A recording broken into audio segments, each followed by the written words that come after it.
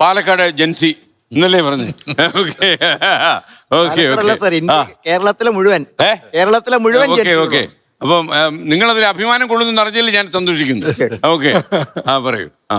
ഇതിനകത്ത് അല്ല, ഇത് ഞാൻ ചോദിക്കുന്നത് ഇങ്ങനെ ഇവർ ഉയർത്തുന്ന പ്രശ്നങ്ങൾ പല രാജ്യങ്ങൾ, ഇന്ത്യയിൽ മാത്രമല്ല, പ്രസക്തമാണ്. ഇതിനകത്ത് ഇവർ ഉയർത്തുന്ന പ്രശ്നങ്ങൾ എന്നൊക്കെ പറഞ്ഞു. അതിൽ ഞാൻ ഒരു സംശയം ചോദിക്കും. ഇവര് വെറും പാറ്റകളായിട്ടാണോ നിങ്ങൾ കാണുന്നത്? അല്ല, ഇതിനകത്ത് ഞാനൊന്ന് പൂർത്തിയാക്കാം. ഇതിനകത്ത് ഇവരുടെ സ്ഥാപക നേതാവിന്റെ ഒരു നിലപാടുണ്ടായിരുന്നു. കാശ്മീരിലെ ആർട്ടിക്കിൾ 370 റദ്ദാക്കുന്നതുമായി ബന്ധപ്പെട്ടിട്ട് അഭിജിത്തിന്റെ ഒരു സ്റ്റേറ്റ്മെന്റ് ഉണ്ടായിരുന്നു. അതിന്റെ പേരിൽ പുള്ളി മുന്നേ ആപ്പാണോ ഇപ്പൊ ഇവർക്ക് ടാപ്പ് വെക്കണോ എന്നുള്ളത് കാലം തെളിയിക്കും. ഇതിനകത്ത് അദ്ദേഹത്തിന്റെ ഒരു സ്റ്റേറ്റ്മെന്റ് ഉണ്ടായിരുന്നു. കാശ്മീര് ഇന്ത്യയുടെ അവിഭാജ്യ ഘടകമാണെന്നുള്ള കാര്യത്തിലോ അവിടുത്തെ വിഘടനവാദത്തെ പ്രോത്സാഹിപ്പിക്കുന്ന കാര്യത്തിലോ അതിന്റെ അണികളുടെ നിലപാട് എന്താണ്? അതിനകത്ത് അഭിജിത്തിന്റെ നിലപാട് തന്നെയാണോ ഇവർക്കുള്ളത് എന്നുള്ളതിനെ സംബന്ധിച്ച് ഇവർ വ്യക്തമാക്കാൻ തയ്യാറാവണം. ഒന്നാമത്തെ കാര്യം.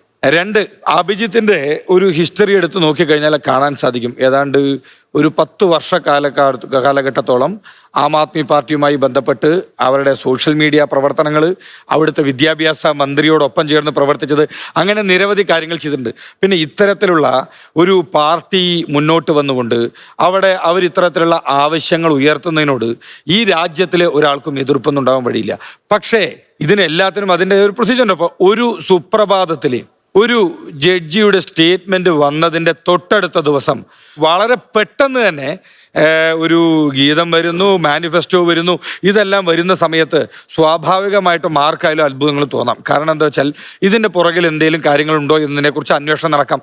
അങ്ങനെ അന്വേഷിക്കുന്ന സമയത്ത് ഈ പാർട്ടിയുടെ സ്ഥാപക നേതാവിനെ കുറിച്ച് ഞാൻ നേരത്തെ പറഞ്ഞ രീതിയിൽ ആ അഭിപ്രായം തന്നെയാണോ അതിൻ്റെ അണികൾക്കുള്ളത്?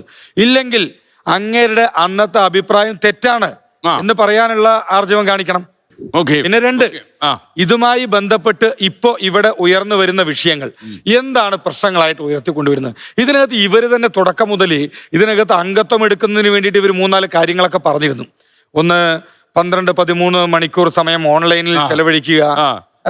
എനിക്ക് ദഹിക്കാതെ പോയ ഒരു കാര്യം അതാ, മൊത്തം ഓൺലൈനിൽ കുത്തിയിരിക്കണമെന്ന് അവർ പറയും. അല്ല, 12-13 മണിക്കൂർ സമയം ഓൺലൈനിൽ ചെലവഴിക്കുക. 2, ഞാൻ വേറെ വിഷയത്തെ ഈ രാജ്യാന്തര ഇതിൽ നുഴഞ്ഞു കയറാൻ സാധ്യതയുണ്ടോ?